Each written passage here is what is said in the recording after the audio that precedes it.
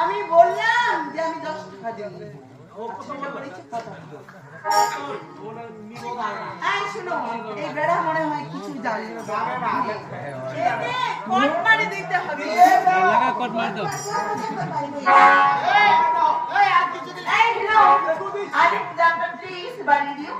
কেন কথা বলতে বাড়া দিবা বলো তো পান।